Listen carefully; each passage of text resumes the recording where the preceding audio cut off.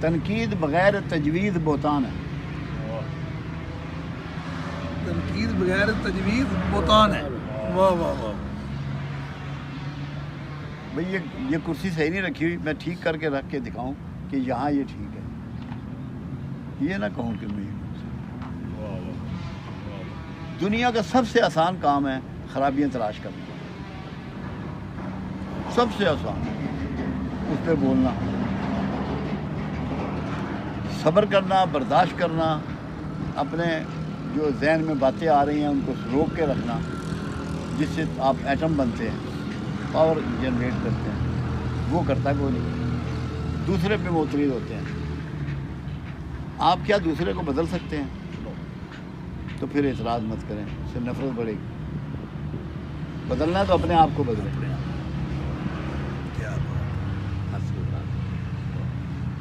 لیکن اس میں کلیریفیکیشن ایک میں چاہوں گا, مطلب جیسے یہ صرف تنقید ہی نہیں کرتے, یہ تو مطلب سوال بھی اٹھاتے ہیں نا. اب یہ سوال تو اٹھا سکتے ہیں میرے خیال میں کہ یہ سوال کی تو میں نہیں بات روک رہا, سوال تو علم کی ماں ہے. سوال کو اعتراض کرنے کی بات, ٹھیک ہے, معترض نہیں ہونا. ٹھیک ہے. سوال کیا یہ کہ سوال کیا تو جواب ملے, وہ بھی ساتھ اشارہ بھی ہونا چاہیے کہ انہوں نے اس کے بارے میں کیا کہا. یہ نہیں کہ سوال تو بہت اچھی بات ہے.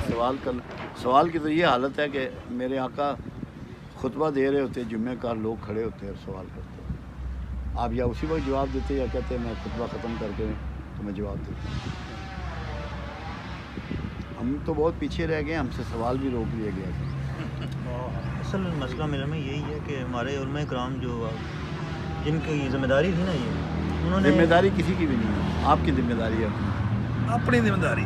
بیمار ہوتے ہیں, آپ بیمار ہوتے ہیں, ڈاکٹر آپ تلاش کرتے ہیں, ڈاکٹر تلاش کرتا ہے آپ کو. میں ہی بس یہ بھی اس کا ڈاکٹر بھی آپ نہیں تلاش کرتے, صحیح گل. روح کا ڈاکٹر بھی آپ نہیں تلاش. آپ انسان اب ذرا سا بھی کوئی نمازی ہو تو لوگ کہتے ہیں بڑا نیک آدمی. میں نے کہا نیکی کا تعلق کیا ہے یار اس سے؟ نیکی تو اخلاق پہ آتی ہے, یہ تو اخلاق میں نہیں آتا. جو مخلوق کا خالق سے تعلق ہے وہ عبادت میں آتا ہے, مخلوق کا مخلوق سے تعلق اخلاق میں آتا ہے. سبحان بالکل صحیح. وہ اس طرف گئے نہیں, ٹریننگ ہی نہیں ہوئی. پھر ہوا یہ, ہر مسلک کے اپنے مدرسے ہیں, ان کے لیے کسی اور کتاب کو ٹچ کرنا بھی گناہ ہے, نہیں کر سکتے, اجازت نہیں ہے ان کو. سن دیں. جب یہ ہماری علمی استعداد ہوگی کہ ہم بائنڈنگ لگا دیں گے لوگوں پہ کہ آپ نے کچھ اور نہیں پڑھنا, تو وہ آپ کو کیا پروڈیوس کریں گے؟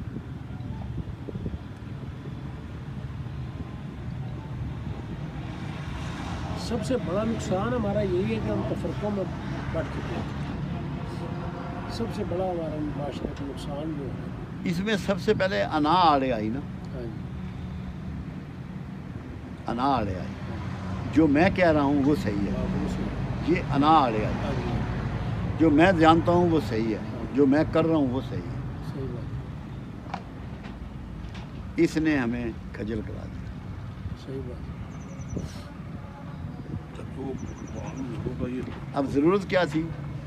ضرورت تھی کہ ریفرنس بک بنایا جاتا قرآن حکیم, ہر گھر میں سرانے پڑا ہو کہ جو مجھے پرابلم ہے میں قرآن حکیم سے اس کو سمجھوں بالکل صحیح بات. کہ اللہ کیا کہتا ہے.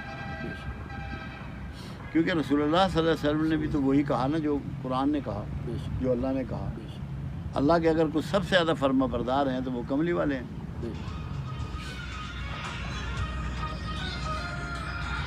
ہم ان کو بھی نہیں فالو کر رہے ہیں. صحیح بات نہیں کرتے. اور اسی بھی نہیں چاہتے نا جی اردو جیسی پڑھی نہیں ایک لانگ ٹائم تو وہ ساری ترجیح ہی نہیں آئی اسی نے پڑھی ہے. ثواب کے لیے ثواب نہیں پڑھتے, سب پڑھتے ہیں ثواب کے لیے, عورتیں بھی پڑھتی ہیں اور سب ثواب کے لیے پڑھتے ہیں. بچوں کو حافظ بناتے ہیں کہ 7 نانکے 7 دادکے بخشوائے گا. یہ کانسیپٹ ہوتا ہے. چاہے اسے قرآن کا اتنا سا بھی فہم نہ ہو, فہم کی طرف سے جاتے ہی نہیں. حرام بھی ہے سر, جی حرام ہوتے ہیں اس بات.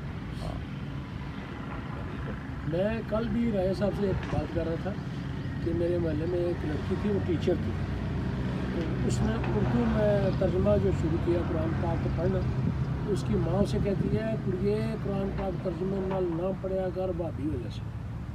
تو اب یہ دیکھیں یہ جو ہمارا مائنڈ سیٹ ہے یہ آپ کیا مجھے قرآن شریف پیش کیا گیا. بزرگ ہوئے ہیں حیدرآباد میں، ایک سندھ حیدرآباد میں مصطفیٰ صاحب تھے. پردہ کرنے سے کچھ دن پہلے وہ انہوں نے قرآن مجھے بھیجا کہ اتنا بڑا، اتنے موٹے لفظ. تو راجہ افضال صاحب ہیں میرے ساتھی ہیں ڈیرے کے، میں نے ان کو دیا، میں نے کہا یہ آپ نے پڑھنا ہے. حالانکہ درویش کا ترجمہ ہے، وہ درویش تھے، اللہ والے تھے. تو افضال کچھ دنوں بعد کہتا ہے بابا جی اگر میں یہ پڑھوں گا میں تو بھابی ہو جاؤں گا. میں نے کہا بھابی نہیں ہوگا، مومن بن جائے گا.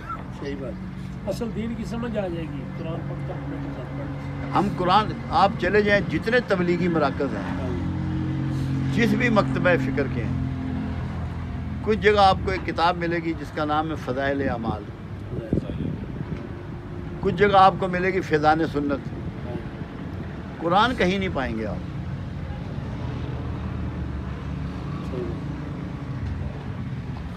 قرآن نہیں پائیں گے. جبکہ اصل چیز تو یہ ہے کہ بنیادی کتاب کی ہے، اس طرح جوڑا جائے. اچھا اس میں اکثر بابا جی اکثر علماء میں سننے میں آیا وہ کہتے ہیں کہ آج خود اگر کوئی شخص قرآن پڑھنے کی کوشش کرے ترجمے کے ساتھ تو اندیشہ ہے، اس میں احتمال ہے کہ چونکہ وہ اس لینگویج کو جانتا نہیں، گرامر کو جانتا نہیں، تو وہ جو اس کا ترجمہ یا تفسیر دیکھے گا تو اس کا ڈر ہے، شبہ یہ ہے کہ کہیں وہ اس سے گمراہ نہ ہو جائے.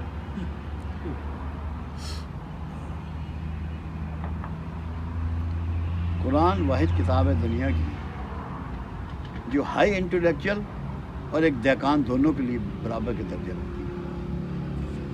اس کا فہم سب کو نصیب ہوتا ہے. اگر اس کا فہم نصیب نہ ہوتا تو اللہ قرآن کو اس طرح بھیجتا ہی نہیں. کتنا پر اتری ہے. اور کیونکہ لوکل لینگویج میں اتری، مخاطب کیونکہ عرب تھے تو ان کی لینگویج، ان کے لہجے میں اتری، بلکہ نہ صرف لینگویج بلکہ ان کے لہجے ان کے لہجے میں لہجے بھی الگ الگ ہوتے ہیں نا. ان کے لہجے میں اتری کہ یہ اس کو اپنا لیں. پھر یہ کہنا رسول اللہ صلی اللہ علیہ وسلم کے بارے میں پوچھا گیا عائشہ صدیقہ رضی اللہ تعالیٰ عنہ کہ رسول اللہ کے اخلاق کیسے تھے. تو مائی صاحبہ نے یہ نہیں کہا کہ بہت اچھے تھے یا اعلیٰ تھے، کہ کیا تم نے قرآن نہیں پڑھا. قرآن کی ڈیمانسٹریشن انہوں نے کی.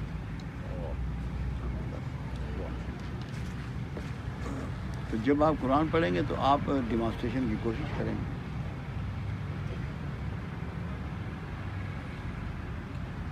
ذہن میں بٹھا لیں کہ تفسیر کسی کی نہیں پڑھنی. کیوں؟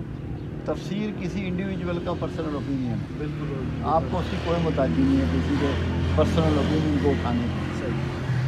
قرآن اٹ سیلف اپنی ترجمانی خود کرتا ہے، اپنی تفسیر خود ہے. کوئی مضمون جو کسی ایک آیت میں آپ پڑھیں گے وہ کم سے کم 3 جگہ اور ہوگا. بالکل ایسے تاکہ وہ ایک جگہ کنفیوژن دور نہیں ہوا، دوسرا دیکھیں، تیسرا آپ کلیئر ہو جائیں گے. اور پھر بھی اگر ضرورت ہو تو اللہ کے فضل سے لوگ موجود ہیں، صحیح آپ کو بالکل صحیح گائیڈ کریں گے جو دین کی روح ہے اس کے مطابق. صحیح. ایک بات سمجھ لینا، گول جو ہے نا اسلام کا، معاشرے کو فلاحی بنانا ہے. اور معاشرہ بہت سارے افراد کے اکٹھے ہو جانے کا نام ہے. جب فرد اکٹھے ہو کے افراد بن جائیں پھر معاشرہ تشکیل پاتا ہے. اس کی بیٹرمنٹ ضرورت ہے. انڈیویجول ٹھیک ہوگا تو معاشرہ ٹھیک ہوگا.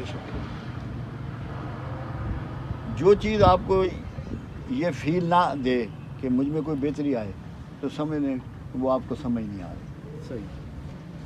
ورنہ بڑے آسان کڑیے ہیں، بالکل سیدھے سیدھے آسان سے نکتے ہیں، بڑے آرام سے سمجھ میں آ جاتے.